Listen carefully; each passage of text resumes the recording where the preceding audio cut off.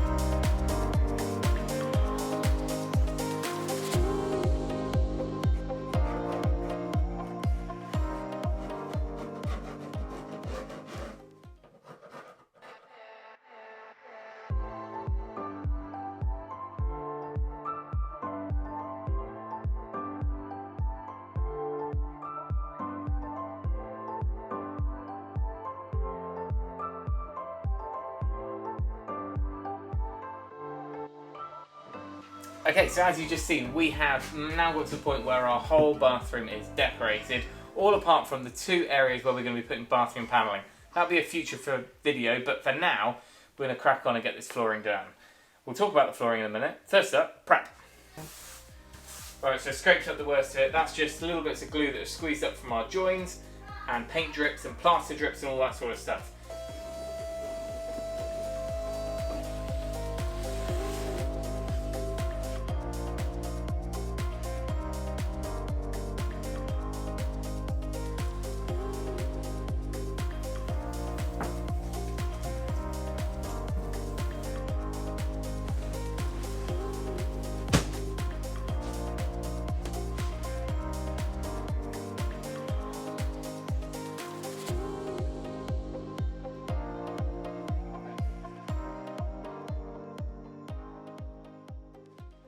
So this is the corner where the bath is going. We've still got some panelling and things like that. We will floor all the way to the wall, but I'm not going to use any adhesive around that corner because I've then got the option of just cutting out where the bath is and fixing the bath straight to the timber floor rather than this.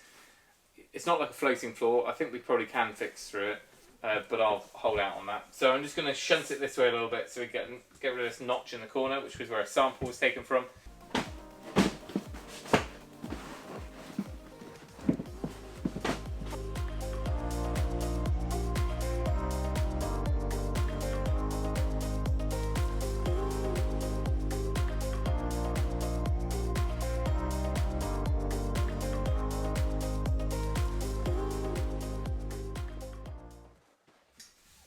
Right, apologies for background noise, it's half term, we're working with it. So this side of the floor is a factory edge, so we're using that against our wall. A trim or skirting board or panelling or something will go down onto that in the future anyway. Hopefully our 2 walls are at a right angle, so I've cut along one of the lines, which is just happens to be on this pattern, so we've got something nice to work to. We're now going to shunt this up and then we'll trim the other end. I'm doing the Irish jig. Right, so I'm happy with these 2 edges. If you had loads of things to cut around, normally you do a bit like a carpet and let it lap up the sides a bit and scribe around everything, but they're 2 to work from. This one's easy to cut in now, then I can cut up to the threshold, and then we're either going to leave it to relax overnight and get the adhesive down and take the perimeter, or I'm going to get on and do it now. We've got time? Okay, so I'm going to cut this one along. Again, a little bit like carpet. You can cut down to the point and then along. We've got a fairly square room to work to here, we hope. I do find vinyl a little bit more tricky than carpet because your cuts are very, very visible. So if you did get something wrong, then it's harder to cover up. Whereas carpet, you can kind of fluff over a little bit. So that is cut down to there.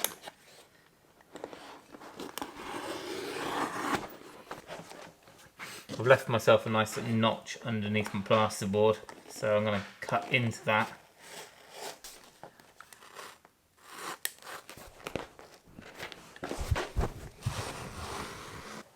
Now, as I keep saying, not too worried about this bit because it's all under the bath. So we'll run that all the way along here.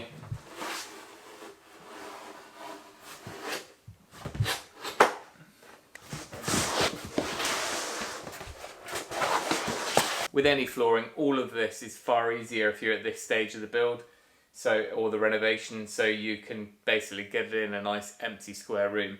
As soon as you've got to go up to a skirting board or an appliance or something like that, you really need to get it nice and accurate. Take your time, because you really haven't got much tolerance there. You want to get as close as you can, and then you put a bit of sealant around the edge. Here, we've got, it can be a little bit more forgiving. We've got panelling in this case to come down to the floor.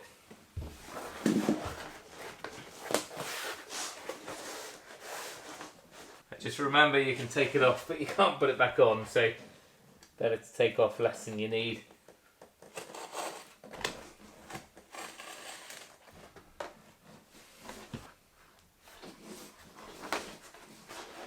Alright, let's get into this corner, nice and neat to there.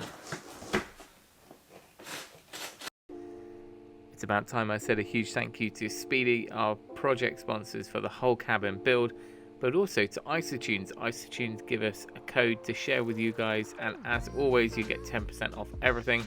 I will leave that down in the description below. It's TRC10. There's also a direct link there. Head over, you'll get a discount. It supports the channel and keeps your ears safe. Now, back on with the flooring.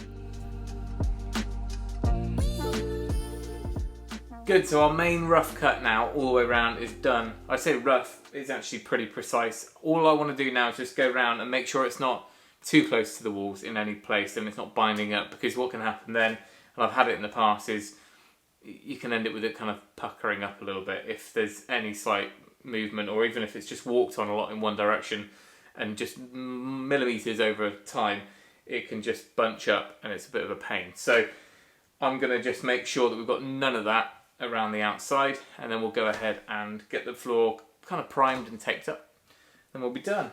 If it was a really big room, or if it had arrived with a courier, it's been sat in a freezing cold van overnight or anything like that, then I'd leave this overnight or 24 hours to acclimatise.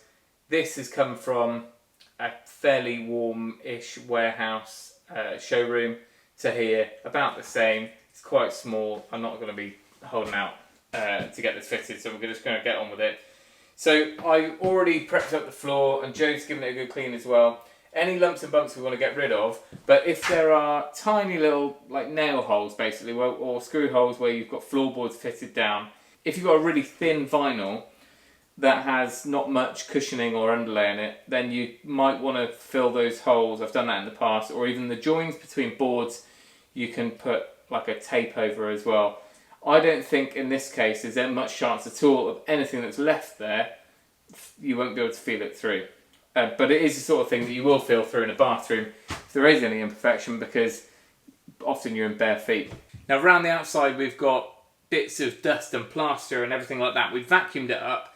We could have mopped it and then let it dry and that sort of stuff. But what I'm going to do is something I saw a fitter do on our kitchen years ago when we had some vinyl put down. And that was make sure it's nothing loose there. But then before we, he says, this is bits of plaster. Before we actually put any tape down, because I'm going to perimeter fix this with some tape. Some people don't even bother because it's such a small room, but I'm going to put some down. I've got some here anyway. And before we put that tape down, I'm going to just spray a little bit of contact adhesive, and that kind of bonds the tape really well to this floor. Otherwise you can imagine some tapes will just come off a slightly dusty surface. So that's kind of a bit of a tip. Don't know how good this is going to be. Doesn't need much, but just enough. And it's just going to be a couple of seconds or a few seconds to make it go tacky, and then we'll get this tape down. This is just double-sided carpet tape.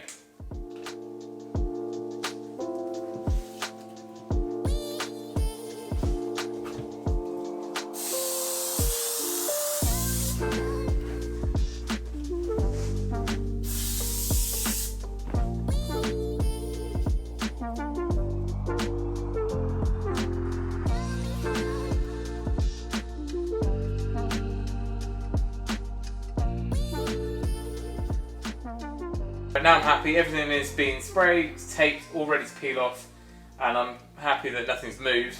I can now just kind of sit it back down and just work it towards the edges. And like I said, for this small room, there's not much chance of much movement in the middle here.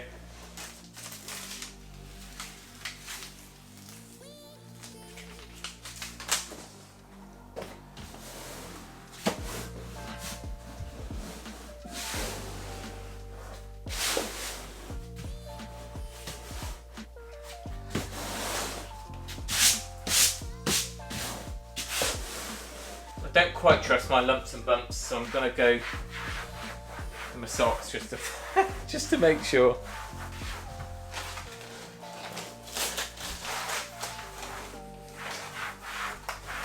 It's a bit like doing EPDM roofing, to be honest. You're kind of working it out just to make sure. This is so thick, this stuff, there's not much chance.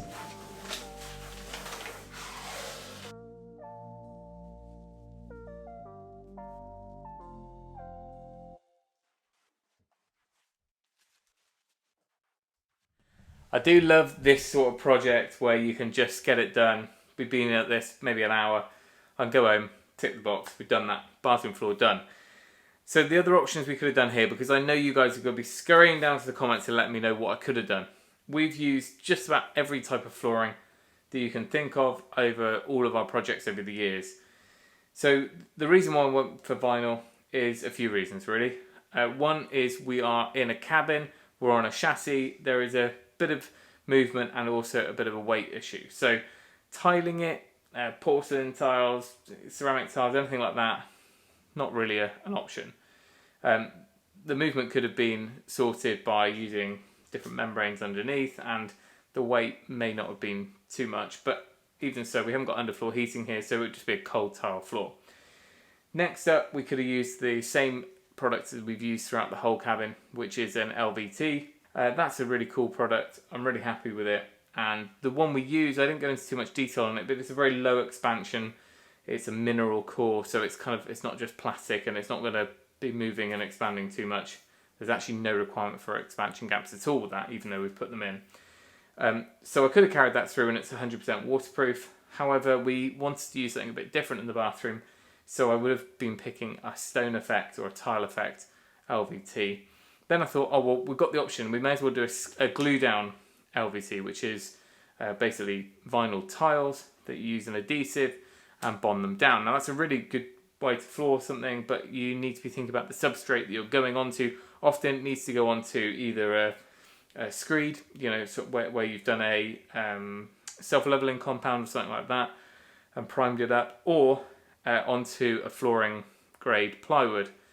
It wouldn't necessarily have taken very well onto our Egger Protect, which is like a resin or plastic faced chipboard subfloor.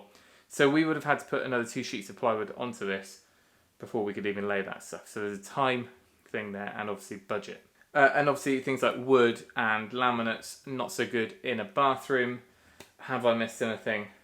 Probably. Polished concrete. But anyway, even so, what we've decided on is just with a pretty low cost budget vinyl. It's a non-slip, fairly cushioned, goes down nice and easy, and I think it's a good option for us. And there's obviously endless effects and patterns and styles you can go for. This wouldn't necessarily be as good if we had underfloor heating, and I wouldn't necessarily be using it in a more of a higher end in a long-term house build. But in here, I think it's a good option. We used it in the kitchen at our previous house, but dropping knives or anything like that on it, it can scratch, dent, cut more easy than most flooring. So in a bathroom, great. I'm going to stick away from it in any sort of kitchen environment from now on, and that's why we've moved to that LVT. It's about time we got some bits back in here. I'm going to get the toilet out because that's going to be tomorrow's job. Bath, shower over, shower screen, basin, vanity. Definitely a two-person job. Yeah.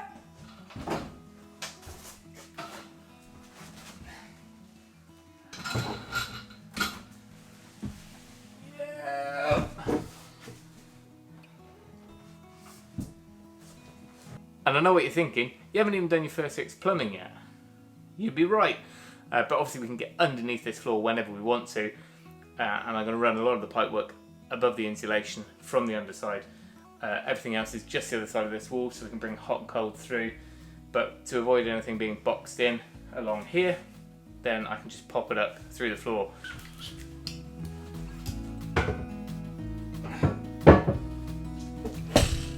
Bendy. It's heavier than I thought. Best place for the instructions and hardware. It's got to be in there, isn't it? Absolutely no need for me to put this on tonight, but I like to go away feeling like we've made some progress.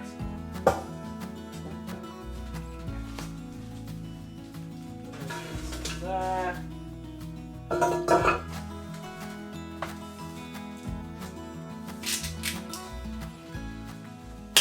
By no means complete, but it's feeling a little bit more like a bathroom today. So it should be a case of a day to get the plumbing through and the panelling up. Then we've got a bit of second fix to get some skirting boards or any of the trim that we're going to do in here in. Also out of shot is the ceiling.